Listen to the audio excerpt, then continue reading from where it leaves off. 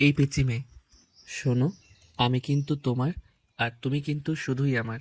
Please এরকম করবেন না। আমার পথ ছাড়ুন, আমাকে যেতে দিন। যাও। আমি কি তোমাকে বেঁধে রেখেছি? তার আগে আমাকে একটা কি, তার আগে একটা কি করতে হবে? কেন এত বাহানা করছো? যা করতে বলছি করো না, তাহলেই তুমি তাড়াতাড়ি চলে যেতে পারবে আমার লক্ষ্মী সোনা। কি করতে বলছেন আমি বুঝতে পারছি না। আপনি বলুন। একটা কিস করো। ছি, লজ্জা শরমের মাথা খেয়েছেন না? না বাবা, আমি এটা করতে পারবো না। আমি যদি করি তাহলে কিন্তু লিপ কিস করব, আর টাইমিং হবে 5 মিনিট। দেখুন প্লিজ এরকম করবেন না, পরে একদিন হবে। আজ যেতে দিন, আমার টিউশনে দেরি হয়ে যাচ্ছে। আমি কোনো কথাই শুনছি না তোমার। ধুর, ছাতার মাথা কিচ্ছু বোঝে না। করো করো, তাড়াতাড়ি করো, আমার মন মানছে না। ফ্ল্যাশব্যাক। এই ওরও জানিস, আমাদের বাড়ির পাশে যে বকাটে ছেলেটা আছে না, প্রতিদিন রাস্তায় বিরক্ত করতো। তাকে কে যেন মেরেছে, মেরে একেবারে হাড় গুড়িয়ে দিয়েছে। ছেলেটা তো উঠে দাঁড়াতেই পারছে না। হিমির প্রচণ্ড উত্তেজিত সরে বলা কথাগুলো তেমন গায়ে লাগলো না অরিত্রীর। প্রচণ্ড ক্লান্তিতে চোখ আধ খোলা রেখে হাঁটতে হাঁটতে বলল, তো কি হয়েছে? আরে, কি হয়েছে মানে? আবার জিজ্ঞেস করছিস? ওই পোলায় কত বড় রাজনীতিবিদের ছেলে, আর তার ছেলেকে মেরে ওরই দরজার সামনে ফেলাই গেছে। বেটার কি ছাইরা দিব নাকি এমনি এমনি? হিমির ভাষা শুনে অরিত্রী কিছু বলল না, শুধু হাঁটতে থাকলো। ব্যাগে আর মাত্র 40 টাকা আছে। এই 40 টাকার মধ্যে 20 টাকা কাল সকালের জন্য রাখতে হবে, আর বাকি 20 টাকায় সর্বোচ্চ 2টা বনরুটি কিনতে পারবে। কিন্তু তার এখন ভাত খেতে মন চাইছে, আর বাসায় একটা চালও নেই। চাল থাকলে তাও পানি আর লবণ দিয়ে খেতে পারতো। ও হ্যাঁ, লবণটাও তো 2 দিন আগে শেষ হয়ে গেছে। আজ তার বনরুটি কপালে জুটবে। হিমিকে তার বাসায় পৌঁছে বিদায় দিয়ে নিজের গন্তব্যে হাঁটতে থাকলো। অরিত্রীর বাসার পাশের গলিতে একটা মুদি দোকান আছে, বেশ রাত পর্যন্ত খোলা থাকে। অরিত্রী প্রায়ই সেখান থেকে খাবার কেনে, কিন্তু আজ এত রাতে ছেলেদের মাঝে যেতে লজ্জা লাগছে। কিন্তু পেটের খিদে কি লজ্জা মানে? লাজ লজ্জা ভেঙে ছেলেগুলোর মাঝে গিয়ে দাঁড়িয়ে বলল, মামা, বনরুটি কত করে? 10 টাকা না? দাম বাড়ছে 15 টাকা করে প্রত্যেকটা। আজ বুঝি কপাল সব দিক থেকেই খারাপ। হতাশ হয়ে ব্যাগে থাকা টাকাগুলো দেখে বলল, আচ্ছা, একটা দিন। আর 5 টাকার কিছু আছে খাওয়ার মতো? চা আছে। তাই দিন। ঘুমে বন্ধ হয়ে আসা চোখগুলো খুলে রাখার প্রচেষ্টায় চায়ে চমক দিল অরিত্রী। ভার্সিটির অ্যাসাইনমেন্ট করতে হবে, টিউশনের জন্য সময়ই পায় না। পরীক্ষা আসলে তার কি হবে এটা ভেবেই কুল পায় না সে। তাড়াতাড়ি চা শেষ করে নিজের বাসার দিকে রওনা হলো। রাত বিরেতে বাড়ি ফিরতে তার বেশ ভয় লাগে, কিন্তু কিছু করার নেই। কেই বা তাকে সঙ্গ দেবে?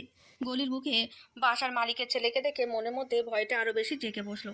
মুখটা কোনোমতে ঢেকে পাশ কাটিয়ে চলে যাওয়ার চেষ্টা করলো, কিন্তু কাজে দিল না। পুরুষালী শক্ত হাত তার হাত স্পর্শ করার আগেই ব্যাগ থেকে চিলি পাউডারের লিকুইডটা স্প্রে করে দিল। চোখ ধরে বিকট চিৎকার দিয়ে বসে পড়লো ছেলেটা। অরিত্রী পেছন ফিরে তাকালো না, দৌড়ে নিজের বাসায় ঢুকে গেল। অরিত্রী আরো 2জন মেয়ের সাথে বাসা সাবলেট ভাড়ায় থাকে।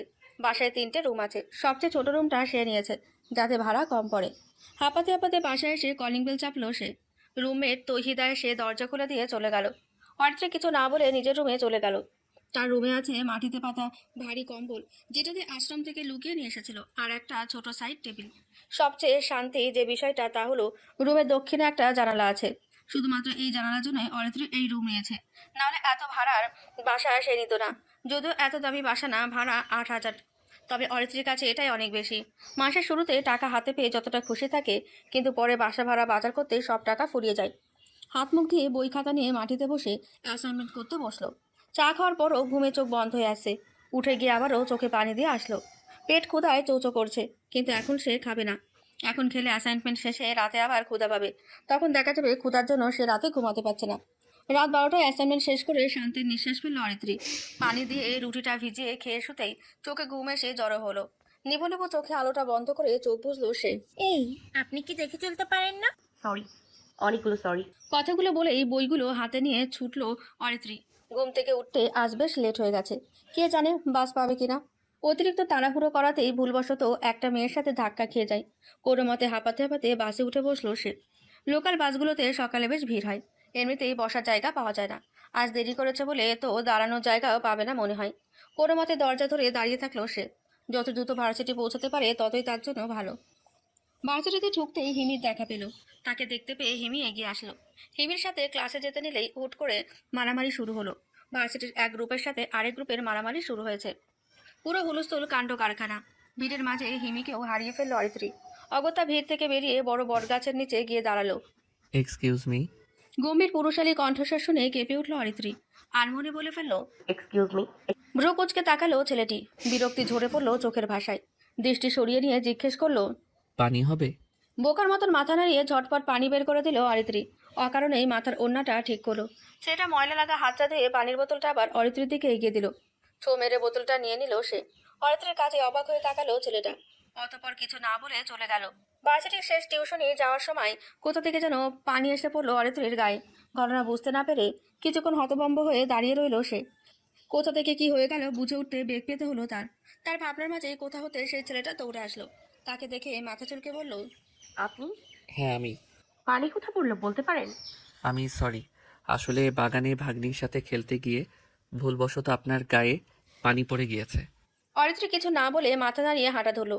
কিছুক্ষণ পর খেয়াল করলো ছেলেটাও তার পেছন পেছন আসছে। ভ্রু কুচকে জিজ্ঞেস করলো, আমার পেছন পেছন আসছেন কেন? আরে রাস্তাটা তো আপনার একার না, আমি কি এই রাস্তা দিয়ে যেতে পারবো না? অরিত্রী চুপ করে হাঁটতে রইলো। ছেলেটা এবার পেছন থেকে তার পাশে হাঁটতে হাঁটতে বলল, আপনি এমন চুপচাপ কেন? আপনার গায়ে পানি ফেলে দিলাম তাও কিছু বললেন না? ওটা ভুল ছিল। অরিত্রী শীতল কণ্ঠ শুনে তার দিকে হতাশ চোখে তাকালো ছেলেটি। ধীর গলায় বলল, আচ্ছা বাদ দিন, চলুন পরিচিত হই। আপনার নাম কি? আমার নাম সমুদ্র। অরিত্রী দুইবার বিড়বিড়িয়ে নামটা উচ্চারণ করলো। কিছু বলল না। সমুদ্র আবারও প্রশ্ন করলো, আপনার নামটা বললেন না তো? আপনি কি সবসময় এরকম ভাবেই মেয়েদের পিছন পিছন ঘোরেন? আমাকে আপনার চরিত্রহীন মনে হয়? অনেকটা তাই। সমুদ্র অরিত্রীর যাওয়ার দিকে তাকিয়ে বলল, আমি তো আপনার নাম জেনেই ছাড়বো মিস। শুধু আপনার নাম নয়, আপনি নামক পুরো অস্তিত্বেই মনে হয় জানতে চলবে। টিউশনি শেষ করে বাড়ি ফিরতে ফিরতে বেশ রাত হয়ে গেল অরিত্রীর। আজ ব্যাগে কোনো টাকা নেই। পুরো টাকায় সকালে খরচ হয়ে গেছে। এখনো মাস শেষ হতে বহু দেরি। বাকিগুলো দিন কিভাবে যে চলবে এই চিন্তায় সে বাঁচে না। একটা টিউশনির টাকা এখনো বাকি রয়ে গেছে। মুখে সরাসরি চাইতেও লজ্জা লাগে, কিন্তু এবার মনে হচ্ছে চাইতেই হবে। নিজের বাসার সামনে আসতেই গতদিনের মতো বাড়িওয়ালা ছেলে আরাফাতকে দেখলো। ভয়ে হাত পা হিম হয়ে আসলেও চুপচাপ পাশ কাটিয়ে চলে যাওয়ার এক ব্যর্থ প্রচেষ্টা চালালো। কিন্তু যাওয়ার আগে তার হাত চেপে ধরলো আরাফাত। ঘটনার আকস্মিকতায় ব্যাগের চেন খোলার সময়টাও পেল না অরিত্রী। ততক্ষণে আরাফাত তাকে দেওয়ালে চেপে ধরেছে। আরাফাত তার কোমরে হাত নেওয়ার আগেই মাথায় ব্যাগ দিয়ে প্রচণ্ড জোরে বাড়ি দিল সে। মুখ চেপে ধরা আরাফাতের হাতগুলো শীতল হয়ে এলো। চারপাশে চোখ বুলিয়ে নিজেকে অতিরিক্ত সামলে নিল অরিত্রী। আরাফাত মাথায় হাত চেপে বলল, চর্মি ঠিক নাই, মাইয়া মানুষ, তার উপর আবার কত তেজ। আরাফাতের পায়ের ওপর জোরে পাড়া দিয়ে অরিত্রী বলল, পরবর্তীতে শুধু আমার সাথে নয়, অন্য কোনো মেয়েকে স্পর্শ করার আগে নিজের এই অবস্থার কথা মনে মনে থাকে যেন। অরিত্রী গালাচাটা দিয়ে চলে গেল। ছোটখাটো বিষয়ে এখন আর ভেঙে পড়ে না। প্রথম প্রথম যখন আশ্রম ছেড়ে এই বড় শহরে আসলো তখন একেবারে দিশেহারা হয়ে গিয়েছিল। তারপর শুরু হলো লড়াই। রাস্তা ঝাড়ু দেওয়া, রেস্টুরেন্টের কাজ, বাসাবাড়ির বুয়ার কাজ সবকিছুই করেছিল। তারপর আসলো অ্যাডমিশন টাইম। প্রাইভেট তো পড়তে পারেননি, কিন্তু জমানো টাকা দিয়ে বই কিনে নিজেই পড়েছিল। অতঃপর অনেক ভয়ে ভয়ে পরীক্ষা দেয় এবং সবশেষে আলহামদুলিল্লাহ পাবলিকে চান্স হয়ে যায়। পাবলিকে চান্স পাওয়ার সুবাদে আগের মতো আর বাসা বাড়িতে কাজ করতে হয় না। টিউশনি দিয়ে মাস চলে যায়। চাবি দিয়ে ঘরে ঢুকে থাকে, পুরো ঘর অন্ধকার। লাইট জ্বালিয়ে দেখলেও কেউ নেই বাসায়। রান্নাঘরে পানিম গরম মতো দেখে হাত মুখ ধুতে চলে গেল। ফ্রেশ হয়ে এসে বই নিয়ে পড়তে বসলো। পড়া শেষ হলো রাত 12টায়। ঘুমাতে গিয়ে পোড়া গন্ধ পেয়ে তার মনে পড়লো সে পানি বসিয়েছিল। দৌড়িয়ে রান্নাঘরে যেতে দেখলো পুরো পাতিল পুড়ে গেছে। পানির তো ছিটে ফোটাও নেই। নিজেকে মনে মনে বকা দিয়ে পাতিল নামিয়ে চুলা অফ করে দিল। এই রাতে ঠান্ডার মাঝে পাতিল মাজতে মন চাচ্ছে না, তাই পানি দিয়ে পাতিল রেখে শুয়ে পড়লো। সারাদিনের ক্লান্তিতে চোখ বুজে এলো। ভার্সিটিতে ঢুকে সমুদ্রকে দেখে অবাক হলো অরিত্রী। অবাকের রেশ কাটিয়ে না উঠতে সমুদ্র তার সামনে এসে হাজির হলো। তাকে দেখে হেসে বলল, কেমন আছেন অরিত্রী? আমার নাম আপনি কি করে জানলেন? সিনিয়র হয়ে আপনার নাম জানা কি কঠিন কিছু? অরিত্রী হিমিকে আসতে দেখে কিছু না বলে চলে গেল। ভার্সিটির মাঝে দাঁড়িয়ে কোনো অপরিচিত ছেলের সাথে এভাবে কথা বলা মোটেও শোভনীয় আচরণ লাগবে না কারো কাছে। টিউশনিতে যাওয়ার সময় আজ আবারও সমুদ্রের সাথে দেখা। তাকে দেখে অরিত্রী পাশ কাটিয়ে যেতে নিলেই তাকে আটকালো সমুদ্র। তখন ওভাবে চলে গেলেন যে? অপরিচিত মানুষের থেকে দূরত্ব বজায় রাখতে পছন্দ করি তাই। আমি অপরিচিত? আপনি আমার পরিচিত হলেন কবে? সমুদ্র ভাবলো তাই তো, সে মেয়েটার অপরিচিতই তো। মাথার চুলগুলো ঠিক করে হাঁটতে হাঁটতে বলল, পরিচিত হতে কতক্ষণ, নসিবের কথা বলা যায় না। অরিত্রী কথার আগামাতা বুঝলো না। মাথা থেকে সব চিন্তা ছেড়ে হাঁটা শুরু করলো। আজ যেতে মনে হচ্ছে লেট হয়ে যাবে। লেট হলে যাবে টাকা কম দেবে। দ্রুত হাঁটা শুরু করলো সে। আন্টি, আমার আগের মাসের টাকাটা তো এখনো বাকি রয়ে গেছে। কিছু মনে না করলে। মাসে 30 দিনের মধ্যে 15 দিন পড়াও, তাও আবার 1.5 ঘন্টা করে। মাঝে মাঝে তো আবার দেরিও করো। কোন মুখে টাকা চাও? মুখ নামিয়ে নিল অরিত্রী। মহিলার কথাগুলোর অর্ধেক সত্যি আবার অর্ধেক সত্যি না। সে 15 দিন পড়ায় ঠিক আছে, কিন্তু দেরি করে না। মহিলার কথা বোঝা যাচ্ছে তিনি আজ টাকা দেবে না। মুখ কালো করে ব্যাগ উঠিয়ে বের হতে নিলেই কেউ তার দিকে টাকা এগিয়ে দেয়। চোখ তুলে তাকিয়ে দেখে আরেকজন মহিলা। তার স্টুডেন্টের মার সাথে কিছুটা মিল আছে মুখে। অরিত্রীর দিকে টাকা বাড়িয়ে দিয়ে তিনি বলেন, এই যে তোমার 2 মাসের টাকা, এই মাসেরটা অ্যাডভান্স দিলাম। আর শোনো, আমার মেয়েকে তোমার কাছে পড়াবো, তোমার ফোন নাম্বারটা দিয়ে যেও তো। অরিত্রী আর সেই মহিলা দুজনেই হতভম্ব হয়ে গেল। টাকা দেওয়া মহিলার কথার অর্থ বুঝতে পারতেই তার মুখ ঝলমলিয়ে উঠল। নিজের ফোন নাম্বারটা তাকে দিয়ে খুশি মনে বেরিয়ে গেল। 2 মাসের টাকা মিলিয়ে মোট 8,000 টাকা পেয়েছে। আজ চাল ডাল কিনে তবে সে বাড়ি ফিরবে, কিন্তু তার আগে বাকি 2টা টিউশনিও পড়াতে হবে। আজ রাতে আর না খেয়ে কাটাতে হলো না অরিত্রীর। 4টে ডিম কিনেছিল। একটা ডিম পেঁয়াজ মরিচ দিয়ে ভেজে ভাত আর ডাল দিয়ে তৃপ্তি করে খেয়েছে। চা পাতাও কিনেছে, যাতে মুদি দোকান থেকে বাসি চা খেতে না হয়। বাজারে 1,000 টাকা খরচ করে বাকি 7,000 টাকা জমিয়ে রেখেছে। কয়েকটা ভালো জামা কিনতে হবে। ঘরে পরা জামাগুলো তো সেই কবেই ছিঁড়ে গেছে। আর ভার্সিটিতে মাঝে মধ্যে অনুষ্ঠান হয়, তখন ভালো জামা লাগে, যা সে হিমির কাছ থেকে নিত। কিন্তু একজন মানুষের কাছে আর কতই বা চাওয়া যায়। সমুদ্র একটা ফ্ল্যাটে তার কয়েকজন বন্ধুর সাথে থাকে। বলতে গেলে ফ্ল্যাটটা তার একারই। বন্ধুরা মাঝে সাঝে এসে থেকে যায়। বিছানায় শুয়ে সিলিং ফ্যানের দিকে একদৃষ্টিতে তাকিয়ে আছে সে। আজ অরিত্রীর সম্পর্কে খোঁজ খবর নিয়ে জানতে পেরেছে অরিত্রী এতিম। ছোট থেকে আশ্রমে বড় হয়েছে। পরে 18 বছর থেকে নিজে একাই চলছে। অরিত্রীর হাসি খুশি স্বভাব দেখে সে এক মুহূর্তের জন্য ভাবতে পারেনি সে এতটা লড়াই করে বেঁচে আছে। তার কেন জানি মনে হচ্ছে অরিত্রী শুধু তার জন্য। আচ্ছা, 2 দিনের পরিচয়, 1 দিনের কথাবার্তায় জীবন চলে? অবশ্যই না। তাহলে সে কেন অরিত্রীকে নিয়ে ভাবছে? কেন তার মুখটা ভেসে উঠছে? নিজেকে শুধরালো সমুদ্র। পরক্ষণে আবার ফোন বের করে অরিত্রীর ছবি বের করলো। কথা বলার সময় অরিত্রীর অগোচরে তার ছবি তুলেছিল সে। মেয়েটা ফর্সা না তেমন একটা, উজ্জ্বল শ্যামলা। তবে মুখটা দেখলে যে কেউ বলবে মায়া দিয়ে ভরা। চোখ দুটোই কথাই নেই। ছবির দিকে পলকিনভাবে চেয়ে বিড়বিড়িয়ে বলল, পরিত্রিকা মাধুর্য, আমার হাতের মুঠোয় আপনার হাতটা না পাওয়া পর্যন্ত আমি ক্ষান্ত হব না। আজ ভার্সিটি আসতে শুনলো ক্লাস হবে না। অগত্যা অরিত্রী আর কি করার, মাঠে বসে আকাশ দেখছিল। আর ভাবনার মাঝেই হিমির বলে উঠল, ওরু শোন, তোকে মা আজকে বাসায় যেতে বলেছে। আর যাওয়ার আগে তোর নোট খাতাটা নিয়ে আসিস। নোট করা হয়নি এখনো। আন্টি কেন যেতে বললো? এমনি। আচ্ছা, তাহলে নোট করা হলে তারপরেই বাসায় আসিস। কথাটা বলে মুহূর্তের মধ্যে হিমি চলে গেল। নিজের ব্যাগে পড়ে থাকা নোটটার দিকে তাকিয়ে তার ছেলের হাসি আসলো অরিত্রী। একটা নোটের জন্য কত অভিনয়। মাঠে থাকতে গরম লাগছে দেখে লাইব্রেরিতে চলে গেল। শেলফ থেকে একটা বই নিয়ে পড়া শুরু করলো। হুট করে সামনে কারো পায়ের শব্দ পেয়ে মুখ তুলে তাকালো সে। সমুদ্রকে দেখে আবার চোখ নামিয়ে পড়তে শুরু করলো। সমুদ্র বই নিয়ে অরিত্রীর পাশে বসে তার দিকে চুপচাপ তাকিয়ে রইল। অরিত্রী লাইব্রেরির একদম কর্নারে বসেছিল, তাই কেউ তাদের খেয়াল করছে না। অরিত্রী বুঝতে পারছে সমুদ্র তাকে দেখছে, কিন্তু কিছু না বলে মাথা নিচু করে বসে রইল। অরিত্রী মাথা নিচু করে ফেলায় সমুদ্র তাকে ঠিকমতো দেখতে পাচ্ছে না। অনেকটা বিরক্ত হয়ে অরিত্রীর হাত থেকে বইটা নিয়ে নিজের বইটা এগিয়ে দিল। সমুদ্রের কাছে অরিত্রী অবাক হয়ে বলল, আমার বই নিলেন কেন? বইয়ে তোমার নাম লেখা নেই, আর আমি সিনিয়র, মন চাইলে বই নিতেই পারি। অরিত্রী কিছু বলতে গিয়েও চুপ হয়ে গেল। বিষণ্ণ মন নিয়ে চুপচাপ বসে নাক কুড়াতে থাকলো। কিছু সময় সমুদ্র তাকে বইটা ফিরিয়ে দিয়ে মাথার গাঁটটা মেরে বলল, এতটুকুতে কেউ মন খারাপ করে পিচ্ছি? বলে সমুদ্র চলে গেল। অরিত্রী সেখানে হাবার মতন বসে রইল। কোথা থেকে কি হয়ে গেল কিছুই বুঝে উঠতে পারল না। সব চিন্তা মাথা থেকে ঝেড়ে পড়ায় মন দিল। আপনি প্রতিদিন এভাবে কোথায় যান? আবারও সেই গলির পথে অরিত্রীর সাথে হাঁটতে হাঁটতে জিজ্ঞেস করলো সমুদ্র। সে জানে অরিত্রীর টিউশনির বিষয়ে, তাও অরিত্রীর মুখ থেকে জানতে চাইলো। কিছুক্ষণ আগেও তুমি করে বলছিলেন, এখন আবার আপনিতে কনভার্ট হয়ে গেল। মুখ দিয়ে যখন যেটা আসে সেটাই বলি। কখনো আপনাকে অতি পরিচিত লাগে, আবার কখনো অপরিচিত মনে হয়, তাই তো এমন গোলমাল লেগে যায়। বাই দ্য ওয়ে, তোমাকে তুমি বললে কি তুমি রাগ করবে? ফিক করে হেসে ফেললো অরিত্রী। তুমি করে ডেকে আবার তুমি টাকার পারমিশন চাইছে? ডেকেই তো ফেলেছেন, এখন বলে কি লাভ? বোকা হাসি দিয়ে মাথা চুলকালো সমুদ্র। স্টুডেন্টের বাসার সামনে অরিত্রীকে রেখে চলে গেল সে। অরিত্রী স্টুডেন্টকে পড়ানোর সময় হুট করে তার স্টুডেন্ট প্রশ্ন করে বসে, ভাইয়াটা কে? কেউ না, তুমি পড়ো। কথাটা বলে একটু ভাবলো অরিত্রী, সত্যি কি কেউ না? পরক্ষণে আবার বলল, সত্যি তো কেউ হয় না। তুই কবে বিয়ে করবি? তোর পছন্দ থাকলে বল, না হয় আমি নিজেই নিয়ে দেখি। ফোনের ওপাশ থেকে জোর গলায় বলল অর্পিতা, সমুদ্রের বড় বোন। শুধু বড় বোন নয়, সমুদ্রের পুরো পরিবার। তাদের মা খুব ছোটবেলায় তাদের রেখে পালিয়ে যান, আর সেটা জানতে পেরে বাবা হার্ট অ্যাটাক করে মারা গিয়েছিল। এই কথাটা শুধু সেই জানে। সমুদ্রকে কখনো জানতে দেয়নি। সমুদ্র জানে তার মা বাবা অ্যাক্সিডেন্টে মারা গেছে। সমুদ্র তখন বেশ ছোট থাকায় তার কিছুই মনে নেই। বোনের গলা শুনে সমুদ্র আয়েসি ভঙ্গি ছেড়ে সিরিয়াস হয়ে বসলো, হাই তুলে বলল, এবার বলো কি বলবে। বলছিলাম যে বিয়েটা এবার করে আমাকে উদ্ধার করুন সাহেব। প্রেম তো আপনার দ্বারা সম্ভবই না কোনোদিন। তোর কথাটা মিথ্যা প্রমাণ করব আমি 2 মাসের মধ্যে। হুটহাট বিয়ে করে তোর বাসায় চলে যাব দেখিস। দেখা যাবে। সমুদ্র ফোন কেটে দিল। অর্পিতাকে তো বললো 2 মাস, কিন্তু আদৌ কি অরিত্রীকে মানাতে পারবে? মেয়েটা তো এমনিতেই পিচ্ছি, আবার কাজকর্ম পিচ্ছির মতো। এই পুচকে একা একা থাকে ভাবতেও হাসি পায়।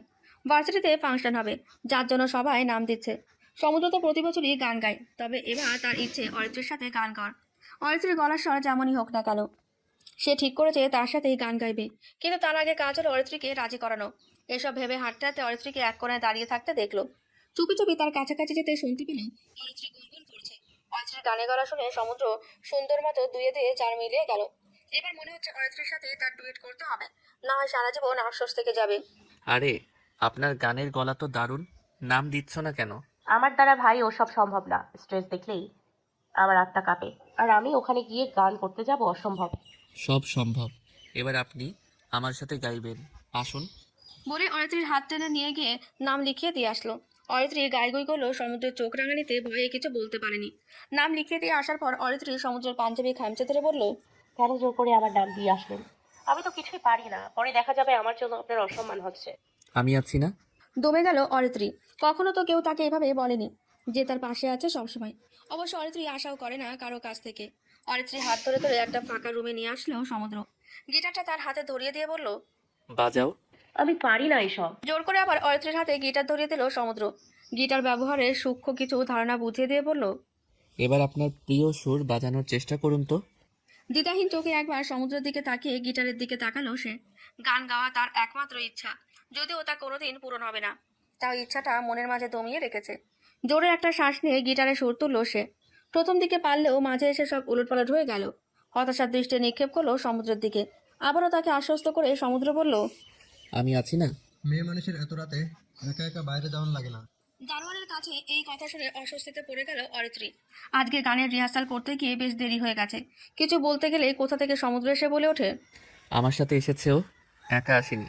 দারোয়ান কিছু না বলে আবার ভেতরে গিয়ে বসে পড়লো। অরিত্রী সমুদ্রের দিকে তাকিয়ে বলল, আপনি কোথা থেকে টপকালেন? পাতাল থেকে। মজা না করে ঠিক মতো বলুন তো। আমি এখানে একটা স্টুডেন্ট পড়াই, এই সময়ে যাই। এখন থেকে আমার সাথে যেও তুমি। আমি আপনার সাথে যাব না, এতদিন একাই গিয়েছি, এখনো একাই চলতে পারবো, কাউকে লাগবে না। আর এসব কথা আমার গায়ে লাগে না। আমি তর্ক করা পছন্দ করি না। সমুদ্রের রাগী স্বর শুনে মুখ ফুলিয়ে রইল অরিত্রী।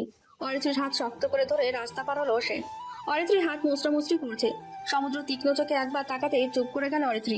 মিনমিন করে বলল, আমার দিকে এভাবে তাকাবেন না। উল্টাপাল্টা কাজ করবে আর কিছু বলাও যাবে না। আমি মোটেও উল্টাপাল্টা কিছু করিনি। রাস্তার মাঝে হাত পা কেচোর মতো মোচড়ামুচড়ি করা মোটেও শোভনীয় কাজ নয়। রেগে মুখ ফিরিয়ে নিল অরিত্রী। এই লোকের সাথে তর্কে সে কখনোই পেরে উঠবে না, পুরোই ঘাড়তারা লোক। অরিত্রীর বাসার সামনে টঙের দোকানে আসতে সমুদ্র তাকে জিজ্ঞেস করলো চা খাবে নাকি, কিন্তু অরিত্রীর উত্তর দেওয়ার আগে সমুদ্র চা আনতে চলে গেল। অরিত্রীর ব্যাপারটা বুঝতে বুঝতে সমুদ্র ততক্ষণে চা এনে ফেলেছে। চা খাওয়ার পর সমুদ্র তাকে তার বাসার সামনে নামিয়ে দিয়ে চলে যায়। অরিত্রীকে যে একটা ছেলে বাসায় নামিয়ে দিয়ে গেছে, এটা তার রুমমেট দেখে ফেলেছে বারান্দা দিয়ে। তাই অরিত্রী বাসায় ঢোকার সাথে সাথে তৌহিদা জিজ্ঞেস করলো, কার সাথে আসো এত রাতে? ওই একাই তো আসি আমি। মিথ্যা বলবা না, আমি দেখেছি তুমি একা আসো নাই। একটা ছেলে নামাই দিয়ে গেছে। কারে ধরছো আবার নতুন করে? আমার যার সাথে মন চায় আমি তার সাথে আসবো। তুমি বলা কি? ভালোই তো পাকনা গজাইছে। অরিত্রীর কথায় কান দিল না, চুপচাপ নিজের রুমে ঢুকে গেল। আজকে সমুদ্র তাকে দুপুরে এক গাদা খাবার খাইয়েছে, তাই আর খাওয়ার ইচ্ছে নেই আর। এখন তার মাথায় নতুন চিন্তা যোগ হয়েছে। নতুন বাসা নিতে হবে, তার কারণ টিউশনি ভার্সিটির সব জায়গা থেকে বাসাটা অনেক দূর হয়ে যায়। আর তার উপর গলির ভেতর বাসা, এটাও অনেক ঝামেলা। তাই সে কালকে বাসা খুঁজতে যাবে। রাতে শুয়ে চোখ বন্ধ করতে সমুদ্রের মুখ ভেসে উঠল। ইদানিং তার লোকটার মতলব সুবিধার ঠেকছে না। তাকে ভালো টালো বেসে ফেললো নাকি? অবশ্য বাসলেও লাভ নেই। তার মতো এতিম মেয়ে কি কোনো পরিবারে মেনে নেবে না? যার বাবা মায়ের পরিচয় নেই তাকে কে পছন্দ করবে? অন্যদিকে সমুদ্র তো রাজপুত্রের মতো, কতদিন তাকে লুকিয়ে লুকিয়ে ওকে চোখে দিয়ে দেখেছে। ধরা পড়ার ভয়ে বুক ধরপড় করছে, তবুও নিজের মনকে থামাতে পারেনি। যত সম্ভব নিজের অনুভূতি লুকিয়ে চলেছে। কিন্তু এই লোকটার উল্টোপাল্টার কাজে তার এতদিনের চেষ্টা বিফলে যাচ্ছে। সকালে বাসা থেকে বের হয়ে গেটের সামনে বাইক নিয়ে সমুদ্রকে দাঁড়িয়ে থাকতে দেখে অবাক হলো অরিত্রী। চারপাশে একবার তাকিয়ে সমুদ্রের কাছে গিয়ে ফিসফিস করে বলল, আপনি এখানে কেন? এমন ফিসফিস করে কথা বলছো কেন? এটা আবাসিক এলাকা। একটা মেয়েকে একটা ছেলের সাথে দেখলে মানুষ খারাপ ভাববে। মানুষের ভাবনায় কি আসে যায়? কপাল চাপড়ালো অরিত্রী। এই লোকটা জীবনেও সোজা হবে না, তার বউয়ের কপালে দুঃখ আছে। সমুদ্র অরিত্রীকে ইশারা করে বাইকে উঠে বসার। আবারও চারপাশে চোখ বুলিয়ে ভয়ে ভয়ে বাইকে উঠলো সে। ভয়ে জড়সড় হয়ে রইল সে। বারবার মনে হচ্ছে সে নড়লেই বাইক থেকে পড়ে যাবে। বাইকের আয়নায় অরিত্রীকে এভাবে ভীতু মুখে বসে থাকতে দেখে ঠোঁট চেপে হাসলো সমুদ্র। হেলমেটটা অরিত্রীর মাথায় জোর করে পরিয়ে দিল সে। জোরে বাইকটা টান দিতেই অরিত্রীর মুখ থুবড়ে সমুদ্রের পিঠের ওপর পড়ে গেল। রাগে চোখে সমুদ্রের দিকে একবার তাকিয়ে নিজের ব্যাগটা শক্ত করে ধরে বসে রইল। সমুদ্র তার দিকে তাকিয়ে গম্ভীর স্বরে বলল, ধরে বসতে। নড়ে চড়ে সমুদ্রের কাঁধে আলতো করে হাত দিয়ে বসলো অরিত্রী। মৃদু হেসে বাইক চালানো শুরু করলো সে। ভার্সিটির একেবারে সামনে আসতেই মোড় নিতে গিয়ে হুট করে আরেকটা গাড়ির সাথে জোরে ধাক্কা খেলো বাইকের প্রথম চাকাটা। ব্যালেন্স করতে না পেরে হাত ছিটকে গেল সমুদ্রের। সেই সাথে বাইকটাও ছিটকে গেল রাস্তার ওপাশে। রাস্তায় ছিটকে পড়ার আগে অরিত্রীর হাত ধরে নিজের সাথে মিশিয়ে নিল সমুদ্র। অরিত্রীর মাথায় হেলমেট থাকায় বেশি লাগেনি, সে তো রাস্তার বাড়িও খায়নি। খেতে সমুদ্র আসে সমুদ্রের বুকের ওপর। পিট করে চোখ খুলে সমুদ্রের দিকে তাকালো সে। সমুদ্রের চোখ বন্ধ, মাথার এক পাশ দিয়ে রক্ত গড়িয়ে পড়ছে। পুরুষালী হাত দুটো তার কোমরে রাখা। জলদি সমুদ্রের ওপর থেকে উঠে দাঁড়ালো সে। সমুদ্রের অবস্থা থেকে তার চোখ টলমল করছে। ততক্ষণে লোকজন জড়ো হয়ে গেছে। তাদের মধ্যে একজন ছিল সমুদ্রের বন্ধু। তার দিকে এগিয়ে সমুদ্রের কথা বলল অরিত্রী। সমুদ্রের কথা শুনে সে দৌড়ে এলো। লোকজন ধরাধরি করে সমুদ্রকে নিকটস্থ হাসপাতালে যাওয়া হলো। অরিত্রী সে কখন থেকে কেঁদে যাচ্ছে। হাসপাতালের এক কোণায় চেয়ারে বসে মুখ চেপে কাঁদছে অরিত্রী। সে সত্যি একটা কুফা, না হলে জলজন্ত একটা মানুষের এমন হঠাৎ অ্যাক্সিডেন্ট হয়। সমুদ্রের বন্ধুটা তাকে হাসপাতালে ভর্তি করে চলে গেছে। তার মা হুট করে অসুস্থ হয়ে গেছে, তাই তাকে গ্রামে যেতে হবে। অরিত্রী না করেনি, হাসপাতাল পর্যন্ত এনে দিয়েছে, এটাই অনেক। ডাক্তার বেরোতে তার দিকে দৌড়ে গেল অরিত্রী। অরিত্রী কিছু বলার আগে ডাক্তার বলল, পেশেন্ট ঠিক আছে, শুধু বেড রেস্টে থাকতে হবে আর হাঁটা চলা কম করতে হবে। ঘুমের ঔষধের কারণে এখন দেখতে যেতে পারেন। ডাক্তারকে ধন্যবাদ দিয়ে কেবিনে ঢুকলো অরিত্রী। চারপাশে কেমন যেন বিদঘুটে গন্ধ। সমুদ্রের মাথায় হাতে পায়ে ব্যান্ডেজ করা, সেই ব্যান্ডেজের ওপর দিয়ে আবার রক্ত ভেসে উঠছে। অরিত্রীর নিজের শরীরে কাটাছেঁড়া না হলেও ছিটকে পড়ার কারণে বেশ ব্যথা পেয়েছে, কিন্তু তৎক্ষণাৎ বুঝে উঠতে পারেনি এখন বেশ ব্যথা করছে। একটা নাপা খেয়ে ফেলতে হবে। সমুদ্রের পাশে টুল টেনে বসলো অরিত্রী। কাঁপা কাঁপা হাতে তার শরীরে হাত বুঝে দিতে থাকলো সে। ক্ষতগুলো দেখে কান্না উপচে বের হতে চাইলো তার। এই তো গতদিন এই সময় দুজন কত প্ল্যান করেছিল ফাংশন নিয়ে, আর আজকে সমুদ্র হসপিটালে বেডে। সমুদ্রের ডান হাতটা নিজের ছোট হাতের মাঝে নিয়ে ফেসফেসিয়ে বলল, আপনি কোনোদিন আমার হবেন না জেনেও আপনাকে ভালোবাসতে ভালো লাগে। বসে থাকতে থাকতে ঝিম ধরে গিয়েছিল অরিত্রীর। নার্সের আওয়াজ পেয়ে হুড়মুড়িয়ে উঠে বসলো সে। সমুদ্রকে দেখতে এসেছিল নার্সটি। অরিত্রকে এভাবে মাথা ঠেকিয়ে বসে থাকতে দেখে জিজ্ঞেস করলো, বালিশ এনে দেবে নাকি? অরিত্রী না করে দিল। আলাদা বেড নেই তো, সে বালিশ দিয়ে কি করবে? আর এই নার্স নির্ঘাত ভেবেছে তারা স্বামী স্ত্রী। ভাবাটা অস্বাভাবিক কিছু না অবশ্য। সমুদ্রের জ্ঞান ফিরেছে বহু আগেই, কিন্তু ওষুধের প্রভাবে এখন ঘুমাচ্ছে। অরিত্রী সে সকাল থেকে না খাওয়া, যদিও তার সমস্যা হচ্ছে না, কারণ অভ্যাস আছে। কিন্তু ডাক্তার বলেছে সমুদ্রকে ডেকে তুলতে, খালি পেটে ওষুধ কাজ করবে না। অরিত্রী ইতস্ততভাবে সমুদ্রকে ডাকলো, কিন্তু সমুদ্রের অবস্থার পরিবর্তন হলো না। কাঁপা কাঁপা হাতে সমুদ্রের মাথা ছুঁয়ে দিল অরিত্রী। নিজের দুঃসাহসে নিজের উপরই গর্ব হতে লাগলো। সমুদ্রের মাথায় ধীরে ধীরে হাত বুলিয়ে তাকে মৃদুস্বরে ডাকছিল সে। অতঃপর বেশ কিছুক্ষণ পর সমুদ্র পিটপিট করে চোখ খুললো। চোখগুলো ফুলে গিয়েছে। নিজেকে এখানে দেখে বেশ অবাক হয়েছে, তার চোখ দেখেই বোঝা যাচ্ছে। অরিত্রীকে সামনে দেখে আরো অবাক হলো মনে হয়। ড্যাবডে দিয়ে চেয়ে আছে তার দিকে। এদিকে বহু আগেই হাত সরিয়ে নিয়েছে অরিত্রী। সমুদ্রের দিকে তাকিয়ে ভীষণ চিন্তিত স্বরে বলল, এখন কেমন লাগছে আপনার? মাথা কি ব্যথা করছে? আমি এখানে কেন? আপনি কি ভুলে গিয়েছেন সব? বাইক উল্টিয়ে গেল, বাইক থেকে ছিটকে পড়ে গেলাম আমরা। কিছু কি মনে নেই আপনার? মাথায় চাপ দিতেই একে একে সব খোলাসা হয়ে গেল সমুদ্রের। সকালের ঘটনাটা চোখের সামনে ভেসে উঠলো। অরিত্রীর দিকে তাকালো সে। মেয়েটার গালের একপাশে সূক্ষ্ম দাগ ছাড়া তেমন কোনো জখম সৃষ্টি হয়নি দেখে মনে মনে শান্তির নিঃশ্বাস ফেললো। দীর্ঘশ্বাস ফেলে বলল, তুমি এনেছো হাসপাতালে, একা কিভাবে নিয়ে আসলে? এত কিছু একাই করেছো? সমুদ্র আর কিছু বলতে গেলে থামিয়ে দিল অরিত্রী। আগের মতো ওই শান্ত কণ্ঠে বলল, আমি একা সব করিনি, আপনার এক ফ্রেন্ড আদনান নাকি যেন নাম, সে হেল্প করেছে। আদনান এখনো আছে এখানে? না, উনি অনেক আগেই চলে গেছে। সমুদ্র আর কিছু বলল না। অরিত্রী হসপিটালের ক্যান্টিনে থেকে আনা খাবারের প্যাকেট খোলা শুরু করলো। প্লেটে অল্প করে ভাত আর তরকারি দিল। সমুদ্রকে অনেক সাবধানে ধরে বসানোর চেষ্টা করে সে, কিন্তু ভারী শরীরটার কাছে হেরে যায়। কি করবে বুঝতে না পেরে নার্সকে দিয়ে আরো কয়েকটা বালিশ এনে মাথার দিকটা উঁচু করে দেয় সে, যাতে খেতে অসুবিধা না হয়। অতপর ভাত মাখিয়ে সমুদ্রের মুখের সামনে ধরে সে।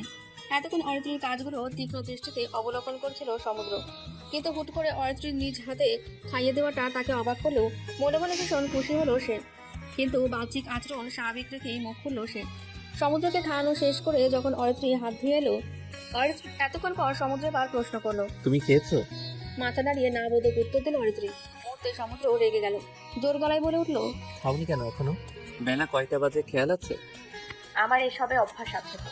কথাটা অতি নিচু গলায় বলেছিল অরিত্রী, তবুও কিভাবে যেন সমুদ্রের কানে পৌঁছালো কথাটি প্রত্যুত্তর করলো না সে। তবে মনের কোণে একটা বিষাদের রেশ ছেয়ে গেল।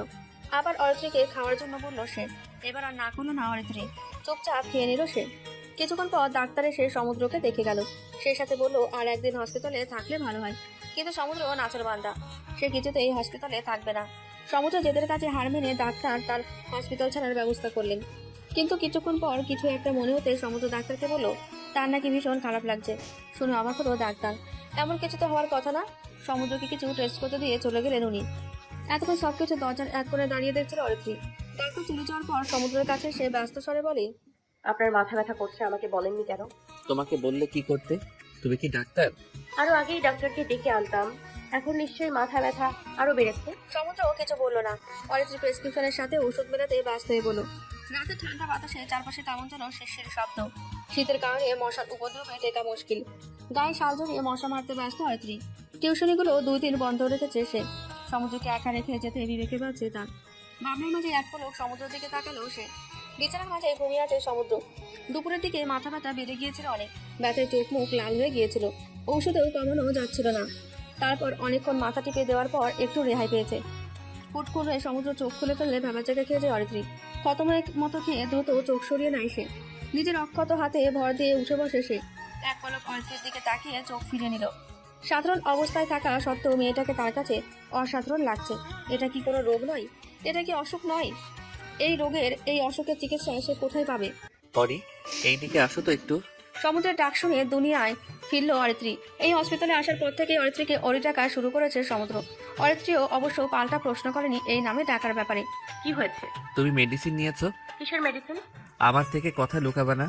বাইক থেকে ছিটকে পড়ছো, হাতে পায়ে নির্ঘাত ব্যথা লাগছে, তাও তুমি ডাক্তারকে কিছু বলো নাই? রাতে ঘুমানোর সময় যখন নিজের হাত দিয়ে পা টিপো, তা কিন্তু আমার চোখ এড়ায় না। চুপ হয়ে গেল অরিত্রী। চোখ তুলে তাকানো সাহস পেল না। গুটি গুটি পায়ে হেঁটে ড্রয়ার থেকে ওষুধ বের করে খেয়ে নিল সে। আজ সমুদ্র হসপিটাল থেকে চলে যাবে। অরিত্রী সমুদ্রের প্রয়োজনীয় জিনিস ওষুধপত্র ব্যাগে গুছিয়ে ভরে দিচ্ছে। যাওয়ার আগ মুহূর্তে ডাক্তার এসে সমুদ্রের সাথে দেখা করতে আসলো। তাকে সুস্থ সবল দেখে কাঁধ চাপড়ে বলল, অ্যাট লাস্ট হসপিটাল থেকে বের হতে পারবেন। Congress, hospital is not suitable for young man. But you don't know hospital was how suitable for me. বাসটিতে ঢুকতে সমুদ্রের মুখোমুখি হলো অরিত্রী। রাগে চোখে তার দিকে একবার তাকিয়ে হাত টেনে নিয়ে যেতে থাকলো। বড় গাছটার পেছনে আসতেই ঝটকা মেরে নিজের হাত ছাড়িয়ে নিল অরিত্রী। ব্যাগটা শক্ত করে চেপে ধরে বলল, এসবের মানে কি? হ্যাঁ, সবার সামনে এভাবে টেনে আনলেন কেন? মাথার চুলগুলো শক্ত করে চেপে রক্তলাল চোখে অরিত্রীর দিকে তাকালো। অরিত্রী সমুদ্রের অবস্থা দেখে খানিকটা ভরকে গেলেও দ্রুত নিজেকে সামলে নিল। সমুদ্রের সামনে গিয়ে বলল, বলুন কেন আমাকে এভাবে টেনে আনলেন? আপনার মান সম্মান না থাকলেও আমার আছে। শুনুন, আর কোনোদিন এভাবে আমার হাত ধরবেন না। আর কিছু? আমার সাথে যোগাযোগের চেষ্টা করবেন না। আমার আপনাকে পছন্দ না, এটা বোঝেন না? তাও কেন বারবার আমার সাথে কথা বলতে আসেন? বেশ, তাহলে এখন থেকে আপনার সাথে আমার আর কোনো ধরনের যোগাযোগ থাকবে না। পাথরের মতো মাথা নাড়িয়ে সেখান থেকে চলে আসলো অরিত্রী। পাঁচিলের একটু দূরে সাইডে এসে একটা গাছের সাথে হেলান দিয়ে রইল সে। সামনে থাকা নদীটা নিজের প্রতিবিম্ব ভেসে উঠতে ফুপিয়ে কেঁদে দিল সে। আজ সে সমুদ্রকে যে কথাগুলো বলেছে সেগুলোর পর আর কোনোদিন সমুদ্র তার সামনে আসবে না, এটা সে জানে। সে তো এটাই চেয়েছিল, সমুদ্রের আত্মসম্মান প্রখর, সেখানে আঘাত করলেই তাকে দুর্বল করা যাবে। তাই তো সে আজ এতগুলো কথা শুনিয়ে দিল। তার মতো মেয়ের সাথে সমুদ্রকে মানায় না। এই কথাগুলো বলার জন্য গত 1 সপ্তাহ ধরে নিজেকে প্রস্তুত করেছিল অরিত্রী। তাই তো ভার্সিটিতে আসেনি। আর সমুদ্র যাতে বাসা খুঁজে না পায় সেজন্য বাসায় পাল্টিয়ে ফেলেছে। অরিত্রী বুঝতে পেরেছিল সমুদ্রের সাথে থাকার ফলে তার অনুভূতিগুলো আরো প্রখর হয়ে উঠছিল, যা পরে সামাল দেওয়া যেত না। তাই সে নিজে এই বিষয়টা থেকে সরে আসলো।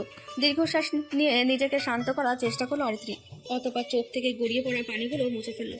আবারও নিজের প্রতিবিম্ব দিকে তাকিয়ে বিড়বিড় করে বলে, আর তুই? মানুষ সুখের পিছু দৌড়ায়, আর তুই তোর সুখ পেয়েও দূরে ঠেলে দিলি অরি। নতুন বাসায় এসে নিজেকে সামলাতে সময় লেগেছে অরিত্রীর, কিন্তু গেট দিয়ে ঢুকতে সমুদ্রের বাইক দেখে বুক ধক করে উঠলো তার। গেটের পেছনে দাঁড়াতেই দেখলো কোরাতে কোরাতে সিঁড়ি বেয়ে উঠছে সমুদ্র। সাবধানে তাকে অনুসরণ করতে লাগলো সে। হুট করে তার অন্যার টার্সেল সিঁড়ির সাথে লাগতে এসে চমকে উঠলো। জলদি 2 সিঁড়ি নিচে গিয়ে নিজেকে আড়াল করে নিল। সমুদ্র শব্দ পেয়ে একবার পেছনে ফিরে আবার উল্টে ওঠা শুরু করলো। জলদি 2 সিঁড়ি নিচে গিয়ে নিজেকে আড়াল করে নিল। সমুদ্র শব্দ পেয়ে একবার পেছনে ফিরে আবার উপরে ওঠা শুরু করলো। অন্যা গিরতে পেতে আবারও শব্দহীনভাবে সমুদ্রের পিছু নিতে থাকলো অরিত্রী। তাকে অবাক করে দিয়ে সমুদ্র 3 তলার একটা ফ্ল্যাটে ঢুকে পড়লো। দরজা লাগানোর পর অরিত্রী আড়াল থেকে বের হলো। সমুদ্রের বাসার সামনে এসে দেখলো সমুদ্রের সাথে আরেকটি মেয়ের ছবি ও নিচে লেখা হ্যাপি ফ্যামিলি। তার পাশে আরেকটি ফ্রেম বাঁধানো আছে যেটার নিচে লেখা ব্রাদার্স সিস্টার্স গোলস। লেখাটা পড়ে স্বস্তির নিঃশ্বাস পেল অরিত্রী। সে তো প্রায় ভেবেই নিয়েছিল ছবির মেয়েটির সাথে সমুদ্রের সম্পর্ক আছে, কিন্তু এই স্বস্তি বেশিক্ষণ টিকলো না। যার কাছ থেকে বাঁচতে সে বাসা পাল্টেছিল শেষ পর্যন্ত এসে পড়লো ভাগ্যগুলি। এবার সে কি করে পালাবে সমুদ্রের কাছ থেকে? যদি কোনোদিন দেখে ফেলে তাকে? কতগুলো ভাবতে ভাবতে নিচে নামতে থাকলো সে। তার বাসা 2 তলায়, সমুদ্রের নিচের ফ্ল্যাটটায়। বারান্দা দুটো একেবারে পাশাপাশি, শুধু একটু ওপর নিচ। বাসায় এসে শান্তি পাচ্ছে না সমুদ্র। বারবার অরিত্রীর আজকের বলা কথাগুলো মনে পড়ছে। কোনোভাবেই মাথা থেকে কথাগুলো ছেড়ে ফেলতে পারছে না। কিন্তু অরিত্রী হুট করে কেন এমন বললো, কি কারণে বা এত কিছু তাকে বললো, তার কিছুই বুঝে উঠতে পারছে না সে। বারবার মনে হচ্ছে এখানে কোথাও ঘাপলা আছে। অরিত্রী যদি তাকে এতই অপছন্দ হয়, তাহলে তো তার সাথে কেন এতগুলো দিন হসপিটালে থাকলো? আর কিছু ভাবতে পারলো না সে। মাথা প্রচন্ড যন্ত্রণা শুরু করেছে। ওষুধ খেয়ে বিছানায় মাথা এলিয়ে দিতেই হসপিটালে থাকা একটি দিনের কথা মনে পড়লো। একদিন তার প্রচন্ড মাথা ব্যথা উঠেছিল, তখন অরিত্রী সারা বিকেল তার মাথা টিপে দিয়েছে। পুরনো কথা মনে পড়তেই তার ছেলের হাসি আসলো সে। আগের দিনগুলো এখন শুধু স্মৃতি। ভার্সিটিতে আসতে রিহার্সালের জন্য অরিত্রী সে ভেবেছিল তার সাথে সমুদ্র গান করবে না, কিন্তু এখন তো দেখছে তার উল্টো। আর কালকে ফাংশন, একদিনের মধ্যে কি করে সব প্রস্তুতি নেবে সে এখন নাও বলা যাবে না। এগুলো মনে করতেই রিহার্সালের রুমে এসে পড়লো অরিত্রী। বড় একটা শ্বাস নিয়ে রুমের ভেতরে ঢুকলো, কাউকে দেখতে পেলো না। পুরো রুমটাই অন্ধকার, তবে জানালা দিয়ে ক্ষীণ আলো আসছে। লাইট জ্বালাতে দেখলো এক করে সমুদ্র বসে ফোন দেখছে। অরিত্রী গলা ছাড়লো দৃষ্টি আকর্ষণের জন্য। সমুদ্র চোখ তুলে তাকালো, অতপর গিটারটা ফ্লোর থেকে নিয়ে এসে সামনের বেঞ্চে এসে বসলো সে। অরিত্রীকে পাশে বসতে ইশারা করলো। অরিত্রী অবাক হলো সমুদ্রের স্বাভাবিক আচরণ দেখে, কিন্তু অবাকের রেশ প্রকাশ করলো না। চুপচাপ সমুদ্রের পাশে চেয়ারটাতে বসে পড়লো। গলা ঝেড়ে সমুদ্রের সাথে গান শুরু করলো সে। অনেকটা সময় পেরিয়ে গেল এভাবেই। তারপর ক্লান্ত হয়ে সমুদ্রকে বলে বেরিয়ে পড়লো ভার্সিটি থেকে। বারান্দায় চায়ের কাপ নিয়ে বসতে সমুদ্রের দিকে চোখ পড়লো তার। উদম গায়ে বারান্দায় দাঁড়িয়ে আছে সে, পাশে একটা কাপ যা থেকে ধোয়া উঠছে। মৃদু হেসে অরিত্রী সমুদ্রের উল্টো দিকে ঘুরে বসলো সে, যাতে তাকে না দেখা যায়। সমুদ্র কফির কাপে চুমুক দিয়ে পাশে তাকাতেই বড় চুলের গোছা দেখতে পেল। একটা শিহরণ খেলে গেল শরীরে। কেন যেন মনে হচ্ছে এই মেয়েটা অরিত্রী। নিজের ভাবনাকে বাড়তে না দিয়ে চোখ ঘুরিয়ে নিল সে। অন্যদিকে মুছতে এসে চায়ের কাপে চুমুক দিচ্ছে অরিত্রী। তার প্রিয় মানুষটার সাথে তার অগোচরে সন্ধ্যা বিলাস করছে সে। শাড়ি কুচি ঠিক করতে করতে ভার্সিটিতে ঢুকলো অরিত্রী। আজই প্রথম শাড়ি পরেছে সে, তাই বেশ হিমশিম করতে হচ্ছে শাড়ি সামলাতে। অরিত্রী শাড়ি ঠিক করতে তাদের রিহার্সাল রুমেই আসলো, কিন্তু সে জানতো না সমুদ্র আছে এখানে। শাড়ি সামলানোর ব্যস্ততায় খেয়ালও করলো না সে। অরিত্রীকে আসতে থেকে তার দিকে চোখ তুলে তাকালো সে।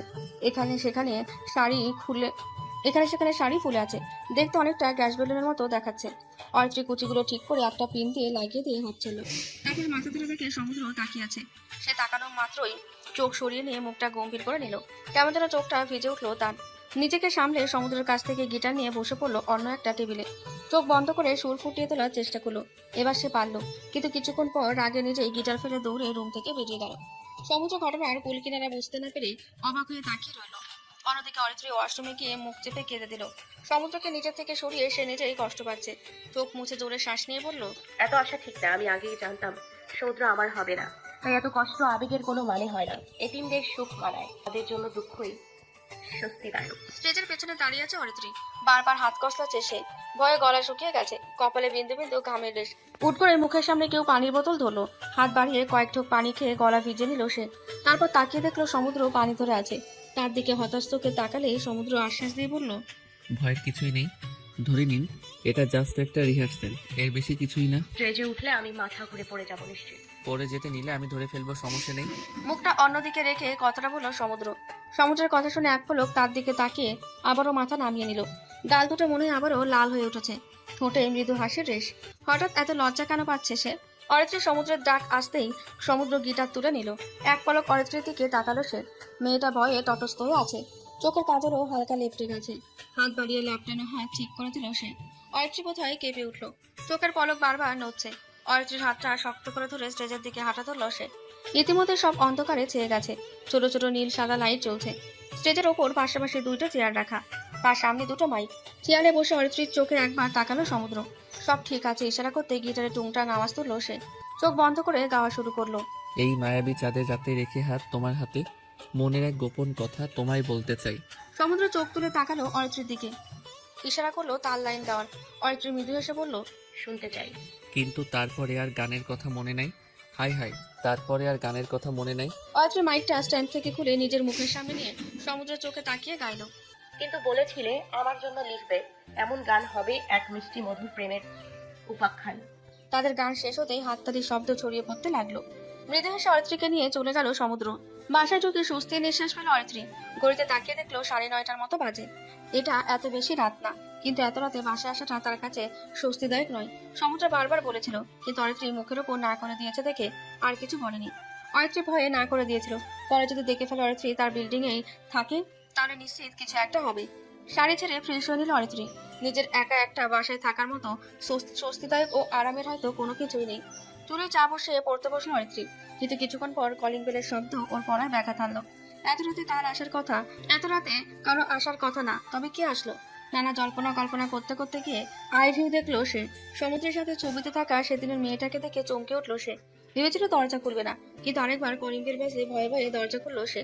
অরিত্রীকে দরজা খুলতে দেখে মেয়েটা হেসে বলল, হাই, আমি অর্পিতা, আপনাদের উপরের তলায় থাকি। জোর করে মুখে হাসি টানলো অরিত্রী। অর্পিতাকে বলল, ভেতরে আসুন। হাসি মুখে ভেতরে আসতে বলল। অর্পিতাকে কোথায় বসতে দেবে তা নিয়ে চিন্তায় পড়ে গেল অরিত্রী। তার ড্রয়িং রুমে কোনো সোফা নেই, শুধু ছোট্ট একটা খাওয়ার টেবিল আর দুইটা চেয়ার। অস্বস্তি নিয়ে অর্পিতার দিকে তাকালে সে দেখলো অর্পিতা ততক্ষণে একটা চেয়ার টেনে বসে পড়েছে। পাশে চেয়ারটা টেনে তাকাতে অরিত্রীকে বসতে বলল। অরিত্রী তুলায় চায়ের পানিটা আর একটু বেশি দিয়ে তার পাশে এসে বসলো। অর্পিতা এবার মুখ খুললো, তুমি মনে হয় আমার ছোট হবে, তাই তুমি করেই বললাম। আরে না আপু, তুমি করেই বলুন। সমুদ্রকে তো তুমি চেনো তাই না? গম্ভীর গলায় প্রশ্ন করলো অর্পিতা। অরিত্রী চোখ নামিয়ে নিল। সমুদ্রের সাথে তার সম্পর্কটা অরিত্র কিভাবে জানলো? আর সবচেয়ে বড় প্রশ্ন, অরিত্রী যে এখানে থাকে তা জানলো কি করে? সমুদ্র তো জানার কথা নয়, কিন্তু সমুদ্রের প্রসঙ্গটাই ভীষণ বিব্রত হয়ে গিয়েছে সে। অর্পিতা আবারও কঠিন স্বরে বলল, তুমি জানো আমার ভাইটা গত কয়েকদিন আগে এসে আমার কাছে এসে কত কেঁদেছে। আমার ভাইকে কাঁদানোর অধিকার তোমাকে কে দিল? মাথা নিচু করে কেঁদে দিল অরিত্রী। অর্পিতা এবার নরম হলো। অরিত্রীর মাথায় হাত বুলিয়ে বলল, এই বোকামি, কাঁদছো কেন? আমি তো ইচ্ছে করে এসব বলেছি, কিন্তু আমি তোমাদের মধ্যে কি হয়েছে তার সম্পূর্ণ ঘটনা জানতে চাই। যা শুনেছি সেটা সমুদ্রের দিক থেকেই ছিল, আমি চাই তোমার দিকটা শুনতে। আমি ওনার যোগ্য না আপু, উনি কত বড় মানুষ, সবাই তাকে সম্মান করে। সেখানে আমার মতো অনাথের সাথে তার যায় না। তিনি হয়তো আবেগে এসব করছে, কিছুদিন পরেই সব ঠিক হয়ে যাবে।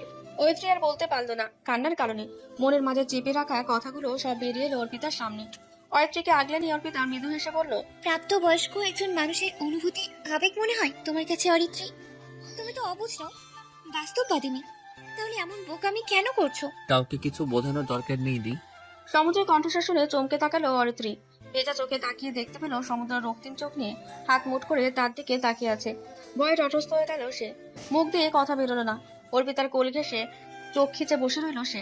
অর্পিতার কোল ঘেঁষে চোখ বন্ধ করে বসে আছে অরিত্রী। সমুদ্রকে এই মুহূর্তে তার ভয়ঙ্কর লাগছে। লাল চোখগুলোতে তাকানো সাহস পাচ্ছে না। এদিকে অর্পিতা পড়েছে মহা ফ্যাসাদে। একদিকে সমুদ্রের চোখ রাঙানি, অন্যদিকে অরিত্রী তাকে জাপটে ধরে আছে।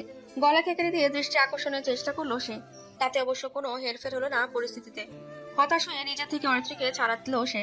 অরিত্রীর দিকে তাকিয়ে বলল, নিজেদের মাঝেই সব মিটিয়ে নাও। কোনো কিছু মিটমাট করতে হবে না, আমার কাউকে লাগবে না। কথাগুলো বলে দরজা শব্দ করে লাগিয়ে বেরিয়ে গেল সমুদ্র।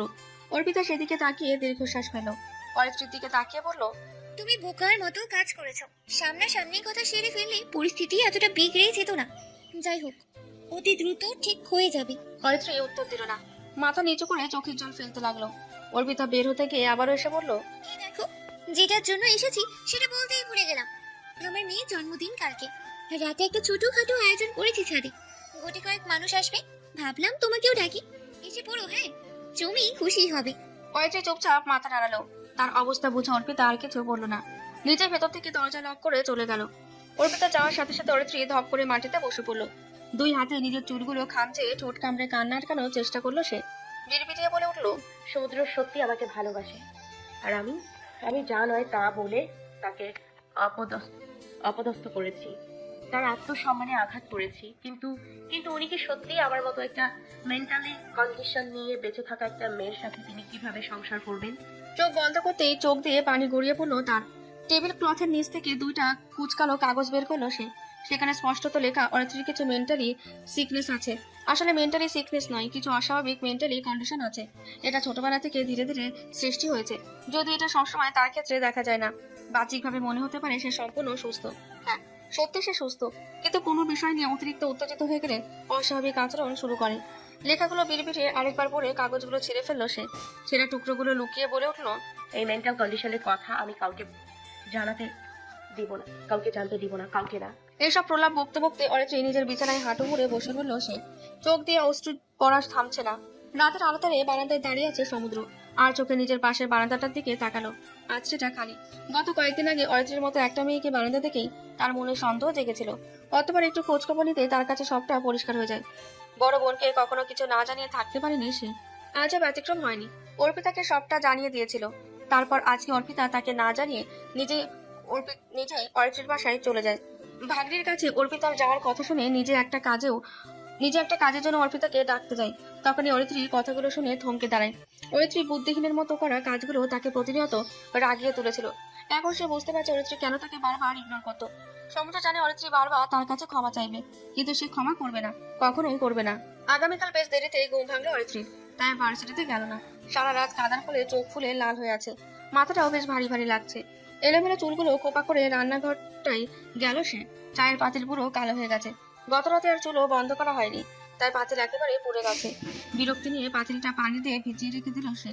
অন্য একটা পাতিলে চায়ের পানি বসিয়ে হাত মুখ ধুতে গেল সে। বারান্দায় তোয়ালে রাখতে গেলে সমুদ্রের বারান্দাটা নজরে পড়লো তার। সমুদ্র সেখানে পা ছড়িয়ে বসে পেপার পড়ছে, আশেপাশে খেয়াল নেই তার। এক পলক তাকিয়ে থেকে চোখ ফিরিয়ে নিল সে। লজ্জা লাগছে তার, অথচ তার লজ্জা পাওয়ার কোনো কারণ নেই। অরিত্রীর বিকেলটা টিউশনি করে কাটলো। ক্লান্ত দেহ নিয়ে বাসায় ফেরার একবার মনে হলো অর্পিতার বাসায় আর যাবে না। তারপর আবার কি ভেবে কিছুক্ষণ রেস্ট নিয়ে রেডি হতে লেগে পড়লো। তবে চেনা নেই জানা নেই এমন একটা বাসায় যেতে তার বিব্রতকরও লাগছে, কিন্তু সমুদ্রের সাথে দেখা হওয়ার আশায় যাচ্ছে। যাওয়ার আগে হুট করে তার মনে পড়লো জন্মদিনে গিফট ছাড়া যাবে। চট করে জমানো টাকা থেকে কিছু টাকা নিয়ে বেরিয়ে পড়লো। এখনো রাত হয়ে যায়নি, 7:30 বাজে মাত্র। কাছাকাছি কোনো দোকান থেকে কিছু একটা কিনে নিলেই হবে। সমুদ্রের বাসায় এসে কলিং বেল বাজাতেই একটা ছোট মেয়ে দরজা খুলেই অরিত্রীর পা জড়িয়ে ধরলো। অরিত্রী অবাক হলেও অর্পিতার মুখের সাথে মিল দেখে বুঝতে পারলো আজ এই পিচ্ছিটির জন্মদিন। মৃদু হেসে তাকে কোলে তুলে নিল সে। অরিত্রীর চুল হাতিয়ে পিচ্ছিটা তাকে প্রশ্ন করলো, তুমি কে? আমি অরি, তোমার নাম কি? পিচ্ছি। আমার অনেকগুলো নাম। মামা পিছু ডাকে, আম্মি সুচি ডাকে, আর আব্বু মামুনি ডাকে। আরো অনেক নাম আছে। তোমার আম্মি কোথায়? আমি তো ছাদে। আমিও এখন ছাদে যাব। বলে আর এক মুহূর্ত দাঁড়ালো না, দৌড়ে চলে গেল। অরিত্রীটাকে ডাকলেও সে শোনে না। কিছুক্ষণ ইতস্তত করেও ভিতরে যাওয়ার সিদ্ধান্ত নিতে পারলো না। বাইরে চুপচাপ দাঁড়িয়ে থাকলো। সমুদ্র ড্রয়িং রুমে পানি খেতে এসেছিল। দরজা খোলা থেকে লাগাতে এসে দেখে অরিত্রী বাইরে দাঁড়িয়ে আছে। ভ্রু কুচকে তাকে পরখ করতেই বিরক্তিটা ধীরে ধীরে বিলীন হয়ে গেল। সাদা কুর্তিতে মেয়েটিকে সুন্দর লাগছে, মুখের ক্লান্তি ভাবটা সৌন্দর্যও বাড়িয়ে দিয়েছে। অনুভূতি প্রকাশ না করে কঠোর গলায় বললে, তুমি এখানে কেন? অরিত্রী কি উত্তর দেবে ভেবে পেল না। লজ্জা লাগতো তার। সে কি সমুদ্রকে বলবে অর্পিতা তাকে বাসায় আসতে বলেছিল, আর সে ড্যাং করে চলে এসেছে? মাথা নুয়ে বলল, কিছু না, এমনি এসেছিলাম। তারপর হাতের প্যাকেটটা সমুদ্রের দিকে বাড়িয়ে দিয়ে বলল, এটা আমার পক্ষ থেকে সুচির জন্য ছোট্ট গিফট। বলে নিজে এই গিফটটা রেখে চলে গেল। সমুদ্র কিছুক্ষণ তার যাওয়ার দিকে তাকিয়ে রইল। হুট করে তার মাথায় একটা কথা আসতেই চমকে উঠলো সে। বিড়বিড়িয়ে বলে উঠলো, শিট, আপু নিশ্চয়ই তাকে পিচ্চুর জন্মদিনে দাওয়াত দিয়েছিল। আমার মাথায় এই কথাটা কেন আসলো না? দরজা খুলে সে দৌড় দিল অরিত্রীর বাসার উদ্দেশ্যে। অরিত্রীর রুমের সামনে সমুদ্র এসে দীর্ঘশ্বাস পেল। ঢুকবে নাকি ঢুকবে না এটা নিয়ে বারবার বিভ্রান্ত হচ্ছে। তারপর একটা কলিং বেল বাজলো, কিন্তু 2বার বাজানোর পরও কেউ দরজা খুললো না। সমুদ্র ভেবে নিয়েছিল অরিত্রী তাকে দেখে দরজা খুলছে না, তবুও মনের খচখচানি দূর করতে দরজায় আলতো করে ধাক্কা দেয় সে। কিন্তু দরজাটা শব্দ করে খুলে যেতেই অবাক হলো সে। কিছুক্ষণ চিন্তা বিব্রত ভঙ্গিতে ধীর পায়ে ভেতরে ঢুকলো সে। ড্রয়িং রুমের পরিবেশ পুরো শান্ত, সেখানে অরিত্রীকে নেই। চিন্তিত হয়ে রান্নাঘরে উঠে দিল সে, না সেখানেও নেই। কিছু একটা ভেবে অরিত্রীর রুমের সামনে গিয়ে দরজায় কয়েকটা টোকা দিল। ভেতর থেকে কোনো সারা শব্দ পাওয়া গেল না। এবার ভয় হতে শুরু করলো সমুদ্রের। বারবার ভেতরে যেতে চাইলেও অস্বস্তিতে যেতে পারছে না। অর্পিতাকে এখন ডাকলে প্রশ্ন করতে করতে মাথা গরম করে ফেলবে, তাই তাকেও ডাকলো না সমুদ্র। কিছুক্ষণ চিন্তা করে দৌড়ে বাইরে গিয়ে সূচিকে ধরে আনলো সে। অরিত্রীর রুমের সামনে গিয়ে তাকে বলল, দেখো তো ভিতরে কেউ আছে কিনা, থাকলে আমাকে এসে বলবি, ওকে? মাথা ধুলিয়ে দরজা ঠেলে ভেতরে ঢুকতে গেল সূচি। কিছুক্ষণ পর ফিরে এসে বলল, ভিতরে একটা মানুষ আছে। ফোঁস করে নিঃশ্বাস ফেললো সমুদ্র। সূচির এই একটা স্বভাব হয়েছে, কারো নাম না জানলে তাকে মানুষ বলে। সূচিকে কোলে নিয়ে প্রশ্ন করলো, কি করছে মানুষটা? বারান্দায় দাঁড়ায় আছে। জানো, মানুষটার চুলগুলো একেবারে বারবি ডলের মতো, অনেক লম্বা আর কার্লি। নিঃশব্দে হাসলো সমুদ্র। সূচিকে তাদের বাসায় রেখে আবারও এই বাসায় ফিরে আসলো। তুলনামূলক একটু জোরে শব্দ করলো দরজায়, কিন্তু শব্দ করে দাঁড়ালো না, চুপচাপ চলে গেল। শব্দ পেয়ে চমকে উঠলো, চোখ মুছে বাইরে বেরোতেই দেখতে পেল ঘরের দরজা খোলা। ভ্রু কুঁচকে রূপ থেকে বের হলো সে। আশেপাশে তাকিয়ে দেখলো ঘরের কিছু পরিবর্তিত হয়েছে নাকি। সব ঠিকঠাক দেখে দরজা লাগিয়ে দিল সে। আর কান্নার ফলে মাথা প্রচন্ড যন্ত্রণা করছে। বাসায় ওষুধও নেই যে খেতে পারবে। জামা পাল্টে শুয়ে পড়লো সে। মাথা ভার হয়ে থাকায় অতি দ্রুত ঘুমে চোখ বন্ধ হয়ে আসলো তার। সমুদ্রদের বাসায় অনুষ্ঠান শুরু হয়ে গেছে। অর্পিতা নানান কাজে ব্যস্ত। তার মাথায় প্রথমে অরিত্রীর কথা আসেনি। সমুদ্রকে দেখার পর তার অরিত্রীর কথা মনে পড়েছে। দুইবার সমুদ্রকে বলেছে অরিত্রীকে ডাকতে, সে অজুহাত দেখিয়ে না করে দিয়েছে। অর্পিতা এবার হাতের কাজ ছেড়ে নিজেই গেল অরিত্রীকে ডাকতে, কিন্তু দুইবার ডাকলেও সাড়া না পেয়ে ফিরে এসেছে সে। একবার সমুদ্রকে জিজ্ঞেস করতে চেয়েছিল, কিন্তু এত মানুষের মাঝে আর জিজ্ঞেস করার সুযোগ পায়নি। রাতে অনুষ্ঠান শেষ হয়ে সবাই চলে যাওয়ার পর একটু স্বস্তি পেল অর্পিতা। সূচিকে ঘুম পাড়িয়ে রেখে সমুদ্রের ঘরে গেল সে। রুমে ঢুকে দেখলো সমুদ্র ব্যাগ গুছাচ্ছে। অবাক হয়ে জিজ্ঞেস করলো, কি রে, ব্যাগ গোছাচ্ছিস কেন? কোথাও যাবি নাকি? একটা ট্যুর আছে দি, কাল তুই যখন বের হবি আমিও চলে যাব। অরিত্রী আজ আসলো না কেন? আমি কি জানি, তার সাথে কি আমার কথা হয় বলে তোর মনে হয়? তুই কথা বলিস নাকি বলিস না সেটা আমার দেখার ব্যাপার না। অরিত্রী আজ এসেছিল এটা আমি জানি। গিফটের প্যাকেট আমার চোখে এড়ায়নি, কিন্তু এসে থাকলো না কেন? তুই কিছু বলেছিলি? আমার সাথে তার দেখা হয়েছে, এটা কি করে বুঝলি? কারণ বাসায় তখন তুই আর সুচি ছাড়া কেউ ছিল না। তুই কি বলেছিলি অরিত্রীকে? কিছুই বলি নাই, জাস্ট জিজ্ঞেস করেছিলাম কেন আসছে। তারপর আমার হাতে গিফটের প্যাকেট ধরাই চলে গেছে। আমি কেমনে জানবো ও মাইন্ড করে চলে যাবে? তোর কথার ধরনটাই অন্যরকম ছিল। কেউ বাসায় আসলে তাকে বুঝি জিজ্ঞেস করে কেন এসেছে। সমুদ্র উত্তর দিল না। সে বুঝতে পেরেছে তারই ভুল, তাই চুপ হয়ে গেছে। অর্পিতার রুম থেকে বেরিয়ে যাওয়ার আগে বলল, সময় থাকতে ঠিক হয়নি, সময় তোর সুবিধার মতো থেকে থাকবে না। প্রত্যুত্তর করলো না সমুদ্র। আপাতত তার মাথায় অরিত্রীকে শাস্তি দেওয়ার বিষয় ঘুরছে। অরিত্রীর কথাগুলো মাথা থেকে ঝেড়ে ফেলতে পারছে না। তার গুরুত্ব অরিত্রীর থেকে বোঝাতে হবে। সকালের আলো চোখে লাগাতে উঠে বসলো অরিত্রী। বেশি সকাল হয়নি, কেবল 8টা বাজে। কিছুদিন ভার্সিটি যাওয়া হয়নি, আজ যেতেই হবে। রেডি হয়ে ভার্সিটির উদ্দেশ্যে রওনা হলো সে। অদ্ভুতভাবে সমুদ্রকে দেখলো না আজ সারাদিন। বিক্ষিপ্ত মন নিয়ে বাসায় ফিরল। এভাবে কেটে গেল কিছুদিন। সমুদ্রের দেখা নেই, ওদের বাসাও তালা লাগানো। তেমন চেনা জানাও নেই যে সমুদ্রের খবর নেবে। সব মিলিয়ে পাগল হয়ে আছে অরিত্রী। আজ ঠিক করেছে দারোয়ানকে জিজ্ঞেস করবে। পরিকল্পনা মতোই টিউশনি থেকে ফিরে দারোয়ানকে জিজ্ঞেস করলো সমুদ্রদের কথা, কিন্তু দারোয়ানের উত্তর শুনে তার মাথা ঘুরে গেল। সমুদ্রটা নাকি ফ্ল্যাট ছেড়ে দিয়েছে, এই এলাকা থেকে কয়েকদিন আগেই চলে গেছে। কথা শোনার পরপরই অরিত্রীর হতভম্ব হয়ে গেছে। সমুদ্র তাকে এত বড় শাস্তি দেবে সে ভাবতেও পারেনি। টলতে টলতে নিজের বাসায় আসলো কোনো মতে। বাসায় ঢুকতেই ব্যাগটা ছুঁড়ে ফেললো ফ্লোরে। ঠোঁট ভেঙে কান্না আসলো তার। সামলাতে পারলো না নিজেকে, চিৎকার করে কেঁদে দিল সে। এতদিনের আটকে থাকা কান্নাটা বেরিয়ে এলো। বেশ অনেকক্ষণ পর শ্বাস টানের ফলে কান্না থামালো সে।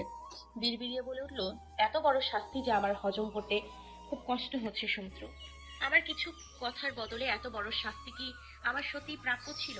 আমি কি খুব বেশি কিছু বলে ফেলেছিলাম? নিজের সাথে তো কিছুই করিনি আমি, আপনার ভালোর জন্যই বলেছিলাম, কিন্তু তার বদলে এত বড় প্রতিশোধ। আর বলতে পারলো না অরিত্রী। মাথায় কেমন যেন নেশা ভর করেছে মনে হচ্ছে। মানসিক অশান্তিটা বড্ড পীড়াদায়ক। এই 2 মাস অরিত্রী তার জীবনের সবচেয়ে কঠিনতম মুহূর্তগুলো পার করেছে। এতটা কষ্ট মনে হয় সে আশ্রম থেকে আসার পরও পায়নি। তখন ছিল আর্থিক কষ্ট, আর এখন মানসিক কষ্ট। এমন কোনো দিন নেই যে সে সমুদ্রের খোঁজ করেনি। ভার্সিটির প্রত্যেকে সমুদ্রের কথা জিজ্ঞাসা করেছে, কিন্তু ফলাফল শূন্য। সমুদ্র কারোর সাথে নিজের ব্যক্তিগত ব্যাপার শেয়ার করতো না, তাই কেউ তার খোঁজও দিতে পারছে না। নিজেকে ব্যস্ত রাখার সর্বোচ্চ চেষ্টায় আছে অরিত্রী। পেন্টিং করে থাকা টিউশনিগুলো করা শুরু করে দিয়েছে। এখন সকালে একটা টিউশনি পড়িয়ে তারপর ভার্সিটিতে যায়। ভার্সিটি থেকে ফেরার পথে 4টে টিউশনি পড়িয়ে তারপর বাসায় ফেরে। বাসায় ফিরেও বসে থাকে না, অনলাইনে আরেকটা স্টুডেন্ট পড়ায়। তারপর নিজের পড়া শেষ করে 2টা-3টার দিকে ঘুমাতে যায়। মানসিক কষ্টগুলো ভুলে থাকার জন্য এই ব্যবস্থা, কিন্তু কাজ হয় না। যেদিন টিউশনি কিংবা ভার্সিটি বন্ধ থাকে সেদিন যেন প্রীতিশার সময় কাটে না, বারান্দায়ও যায় না এখন আর। সমুদ্রের বারান্দার দিকে চোখ পড়লে কান্না ঠেলে বেরিয়ে আসতে চায়, কিন্তু কাঁদে না। নিজেকে শক্ত রাখতে হবে তো, এমন একটা দিন আসবে এটা সে প্রথম থেকেই জানতো। তবুও সমুদ্রের কাছে তার লুকানো অপ্রকাশিত অনুভূতিগুলো প্রকাশিত হয়ে গিয়েছিল। এটাই তার ভুল। আজ ভার্সিটিতে আসতেই অনেকদিন পর হিমির দেখা পেল। তাকে দেখতে পেয়ে হিমি এগিয়ে আসে, পিঠ চাপড়ে বলে, একেবারে অমাবস্যার চাঁদ হয়ে গেছিস দেখি, কোনো খোঁজ খবর নিস না। আমি না হয় ব্যস্ততার জন্য খোঁজ খবর নেই না, তুই কি করিস? একটা বারও তো দেখলাম না আমার খোঁজ খবর নিতে। অরিত্রীর পাল্টা প্রশ্নে থতমত খেয়ে গেল হিমি। কিছু না বলে চুপ করে রইল। মৃদু হেসে নিজের পথে অরিত্রী হাঁটা শুরু করলো। বহুরূপী সাপগুলো ইদানিং তার জীবনে বড্ড বেশি হানা দিচ্ছে। প্রতিদিন অরিত্রী সমুদ্রের বন্ধু আদনানের কাছে গিয়ে জিজ্ঞেস করে সমুদ্রের কোনো খোঁজ আছে কিনা, কিন্তু আশানুরূপ উত্তর কোনোদিন পায় না। আজ সে যেতেই আদনান এগিয়ে এলো। কিছুক্ষণ চুপ থেকে অরিত্রী ভাঙা গলায় জিজ্ঞেস করলো, ভাইয়া, সে বেঁচে আছে কি? অরিত্রীর এহেন প্রশ্নে আদনান চমকে তাকালো। এমন প্রশ্ন অরিত্রীর মুখে শুনবে তা আশা করেনি। সে নিজে সমুদ্রের খবর জানে না। মাথা নিচু করে উত্তর দিল, আমি জানি না, সমুদ্র কারোর সাথে যোগাযোগ রাখেনি, কিন্তু আপনার থেকে এই প্রশ্ন আশা করিনি। আমার জীবনে আমি খুব কমই আশা হারিয়েছি। কতটা ভেঙে পড়লে মানুষ এমন প্রশ্ন করে তা আপনার বোঝা উচিত। আপনার চোরা মুখ দেখে আমি কিছু বুঝি না মনে করেছেন? সমুদ্রের খবর যে আপনি ঠিকই জানেন সেটা আপনার দুশ্চিন্তাহীন মুখ দেখে স্পষ্ট বোঝা যায়। মুখ থমথমে হয়ে গেল আদনানের। অরিত্রী এত দ্রুত বুঝে ফেলবে সে বুঝতে পারেনি। আদনানকে চুপ থাকতে থেকে অরিত্রী আবারও বলল, আপনার বন্ধুকে বলে দেবেন অরিত্রিকা মাধুর্য নামের এক মেয়েটা অতি দ্রুতই তার জীবন থেকে চলে যাবে। তার মসৃণ পথের কাটা হয়ে আসার জন্য মেয়েটা তার কাছে দুঃখিত। কথাগুলো বলে অরিত্রী দ্রুত প্রস্থান করলো। আদনান তখনও পেছন থেকে হতবাক হয়ে তাকিয়ে আছে। পরিস্থিতি যে বেসামাল হয়ে গেছে তা বুঝতে পেরেই ফোন বের করলো সে। মাথা চেপে জোরে জোরে শ্বাস নিচ্ছে অরিত্রী। মানসিক সমস্যাটা মাথার উপর চেপে বসেছে বেশ কিছুদিন ধরে। বেশ কিছুদিন বলতে এই 1 মাস। সমুদ্রের প্রসঙ্গ আসলেই খুব উত্তেজিত হয়ে যায়, যার ফলে মাথাটা বিগড়ে যায়। কিছুতেই শান্ত রাখতে পারে না নিজেকে। আজকে যখন দেখলো আদনানের ফোনের স্ক্রিনে সমুদ্র নামটি ভেসে উঠেছে, তখন সবটা পরিষ্কার হয়ে গিয়েছিল তার কাছে। সমুদ্র সবার সাথে যোগাযোগ রেখেছে, শুধুমাত্র সে বাদে। এটা যে ইচ্ছাকৃতভাবে করেছে সেটাও পরিষ্কার তার কাছে। ঝাপসা চোখে সামনে চুলায় জ্বলতে থাকা জ্বলন্ত আগুনের দিকে তাকালো। টলতে টলতে সামনের দিকে এগিয়ে চুলার হিটটা আরেকটু বাড়িয়ে দিল। পাতিলে থাকা পানিটা এখন আরো জোরে ফুটতে শুরু করলো। সময় তালে পানি শুকিয়ে পাতিলের তলায় লেগে গেছে, কিন্তু অরিত্রীর হেলদোল নেই। চুলা না বন্ধ করে রান্নাঘর থেকে বেরিয়ে গেল সে। মাঝরাতের দিকে বড় ঝড় উঠলো। আকাশের কিছু সময় পর পর আলোর ঝলকানি, বজ্রপাতের শব্দে কানে তালা লাগার মতন অবস্থা। প্রচন্ড বাতাসে গাছপালাগুলো একটি আরেকটির উপর লেপটে পড়ছে। রান্নাঘরে জানালার পর্দা উড়ে আসছে বারবার। হুট করে প্রচন্ড বাতাসে পর্দা উড়ে এসে চুলার উপর পড়লো। মুহূর্তেই পর্দায় আগুন ধরে গেল। ধীরে ধীরে আগুন ছড়িয়ে পড়তে লাগলো। আগুনের তাপে অতি দ্রুত পুরো ঘর ধোঁয়ায় ভরে গেল। অতিরিক্ত তাপে আর শ্বাস নিতে না পারায় ঘুম থেকে হুড়মুড়িয়ে উঠে গেল অরিত্রী। এই শীতের মতো গা ঘেমে ভিজে গিয়েছে সে। চারপাশে থেকে আন্দাজ করতে পারলো কি হয়েছে। দৌড়ে উঠে রান্নাঘরে গেল সে। পর্দাটা আগুনে দাও দাও করে জ্বলছে। পানি দিয়ে আগুন নিভানোর চেষ্টা করলো সে, কিন্তু কোনো কাজে দিল না। এদিকে চারপাশে কিছু দেখা যাচ্ছে না ধোঁয়ার কারণে। অরিত্রী মনে হলো পানি দেওয়ার ফলে আগুন আরো বেড়ে গেছে। আগুনের কারণে রান্নাঘর থেকেও বের হতে পারছে না, শ্বাস ফুরিয়ে আসছে। জানলার কাছে গিয়ে একবার নিচের দিকে তাকালো। 3 তলা থেকে লাফ দিলে বেঁচে থাকার নিশ্চয়তা কম। একবার রান্নাঘরটায় তাকালো, আরেকবার নিচে তাকালো। বিড়বিড়িয়ে বলে উঠলো, আমি তার তাড়াতাড়ি মরতে চাইনি, আমার আরো কত ইচ্ছা পূরণ করা বাকি আছে। কথাগুলো শেষ করতে দেখলো ওনার আঁচলে আগুন লেগে গেছে। ওড়না খুলে ফেলে দিল সে। বড় একটা শ্বাস নিয়ে জানলার ওপাশে পা বের করে দিল সে। চোখ বন্ধ করে বলল, আজ বিকালেই ভেবেছিলাম সমুদ্রের জীবন থেকে চলে যাব। কথাটা এত তাড়াতাড়ি সত্যি হয়ে যাবে তা ভাবতে পারিনি। আমার নিজেরই এখন কষ্ট লাগছে নিজের জন্য। জন্মেছিলাম পোড়া কপাল নিয়ে, মরছিও পোড়া কপাল নিয়ে। জোরে লাফ দেওয়ার আগে কেউ তাকে হাঁচকা টান দিয়ে জানালার কাছ থেকে টেনে আনলো। ভয়ে চোখ বন্ধ হয়ে গেল অরিত্রীর। কিছু সময় পর চোখ খুলে তাকাতে দেখতে পেল নিজের ড্রয়িং রুমে দাঁড়িয়ে আছে সে আর সমুদ্র। আগুন নিভিয়ে ফেলেছে অগ্নি নির্বাপক যন্ত্র দিয়ে। ঘটনার আকস্মিকতায় অরিত্রী হতবাক হয়ে গেছে। কিভাবে কি হয়ে গেল কিছুই বুঝে উঠতে পারছে না। তবে চোখের সামনে সমুদ্রকে দেখে কিছুক্ষণের জন্য হতবাক হয়ে তাকিয়ে রইল সে। ততক্ষণে সমুদ্র এসে তাকে জড়িয়ে ধরেছে। ঘোর কাটতে সমুদ্র থেকে ধাক্কা মেরে নিজেকে সরিয়ে নিল সে। সমুদ্র চোখ কুঁচকে তাকিয়ে আছে তার দিকে। উত্তেজিত হয়ে অরিত্রী আঙুল তুলে বলল, আপনি আপনি কেন এসেছেন আমার বাসায়? আবার আমাকে জড়িয়েও ধরেছেন। একজন মেয়ের বাসায় নক না করে হুটহাট ঢুকে তাকে স্পর্শ করতে লজ্জা করলো না? অরিত্রীর কথাকে এড়িয়ে গিয়ে সমুদ্র জিজ্ঞেস করলো, আগুন লাগলো কি করে বাসায়? কোথায় থাকো তুমি? কিছু হয়ে গেলে কি হতো? কারো কিছুই হতো না, বুঝেছেন? আমার জীবনে যেমন কেউ নেই তেমনই আমিও কারোর জীবনে নেই। তাই আমার কিছু হয়ে গেলে কারোর কিছু যায় আসতো না। অরিত্রীর হাত ধরে নিজের কানে টেনে সমুদ্র ফিসফিসিয়ে বলল, আচ্ছা তাই নাকি? চোখ থেকে 2 ফোঁটা উষ্ণ অশ্রু গড়িয়ে পড়লো অরিত্রীর। সমুদ্র পানি মুছে দেওয়ার আগে নিজেকে ছাড়িয়ে নিল সে। চোখ মুছে চেঁচিয়ে বলল, আমি আমার এই জীবনে আপনাকে দেখতে চাই না, চলে যান আমার সামনে থেকে, আর কখনো আমার সামনে আসবেন না। হতাশ নিঃশ্বাস ফেলে চলে গেল সমুদ্র। সমুদ্র চলে যেতে সেখানে বসে কান্নায় ভেঙে পড়লো অরিত্রী। ফোলা ফোলা চোখ নিয়ে ভার্সিটিতে গেল অরিত্রী। অনেকদিন পর আবারও সমুদ্রদের আড্ডা দেওয়ার জায়গাটা পরিপূর্ণ দেখতে পেল, তবে তা তার মনে কোনো প্রভাব ফেলল না। সমুদ্রের হুট করে নিরুদ্দেশ হয়ে যাওয়া ভাবলেশীন আচরণ, নিজেকে তার থেকে লুকিয়ে রাখা তার মনে অনেক বড় ক্ষতের সৃষ্টি করেছে। এই ক্ষত সহজে ঠিক হবার নাই। জায়গাটাকে পাশ কাটিয়ে নিজের ক্লাসরুমে চলে গেল অরিত্রী। সমুদ্র পেছন থেকে আর চোখে তার দিকে একবার তাকিয়ে দীর্ঘ নিঃশ্বাস ফেলল। ক্লাস শেষে ক্যান্টিনে বসে আছে অরিত্রী। অবশ্য বসারও এক কারণ আছে। কয়েকদিন মিস দেওয়ার কারণে তার একটা টিউশনই বন্ধ হয়ে গেছে। অবশ্য বন্ধ হওয়ারই কথা। টাকাটা ওর হাতের খেলনা নয় যে সে যাবে না, তবুও মাস শেষে তাকে বেতন দেবে বিনামূল্যে। এই এক জুনিয়র ছোট ভাই তার কাছে পড়াতে চায়। সে বিষয়ে আজকে কথা বলতে এসেছে। এই টিউশনই অতি জরুরি ছিল না, কিন্তু নিজেকে এখন ব্যস্ত রাখতে হবে। আর টাকা জমানোরও ইচ্ছা নেই, কারণ কোনোদিন হুট করে মরে যায় ঠিক নেই। তখন তার এত কষ্টের টাকা তো পড়ে থাকবে এক কোনায়। এইসব উদ্ভট কথা চিন্তা করে সে টাকা জমায় না বেশি। মেয়েটা আসতেই তার সাথে তাড়াতাড়ি কথা শেষ করে নিল। ভার্সিটিতে থাকলে সমুদ্রের সাথে দেখা হবে, তাতে তার কষ্ট আরো বাড়বে। তাই ঠিক করেছে আগামী কয়েকদিন ভার্সিটি বন্ধ দেবে। যতটা সম্ভব সমুদ্রকে এড়িয়ে চলে যায় সেই চেষ্টাই করবে সে। ক্যান্টিন থেকে বের হতে গিয়ে অরিত্রীর মনে পড়লো তার লাইব্রেরিতে একটা বই আনতে যেতে হবে। বাধ্য হয়ে আবারও লাইব্রেরির জন্য হাঁটা ধরলো সে। কিন্তু লাইব্রেরির একটু আগে থাকা একটা ক্লাসরুমের সামনে দিয়ে যেতে দিলেই কেউ তার হাত টেনে ভেতরে নিয়ে আসে। অরিত্রী ভয় পেয়ে যায় প্রচন্ড। রুমটা পুরো অন্ধকার। বাইরে যেদিন তা এই রুমটা দেখে বোঝা যাবে না। ভয় ভয়ে চারপাশে তাকিয়ে দৌড়ে বেরিয়ে আসতে দিল অরিত্রী। কিন্তু তখনই আবার হাতে টান পড়লো। কোনো শক্তপোক্ত বুকের সাথে বাড়ি খেলো অরিত্রী। মাথায় হাত বুলিয়ে 2 কদম পেছন ফিরল সে। চোখ তুলে তাকাতেই বুঝলো মেয়েটিকে। যাকে নিয়ে প্রতিটা মুহূর্ত ভাবনায় নিমজ্জিত হয়ে থাকে, তাকে না চিনতে পারাটা প্রায় অসম্ভব। অরিত্রীকে টেনে নিজের বুকের সাথে মিশিয়ে নিল সমুদ্র।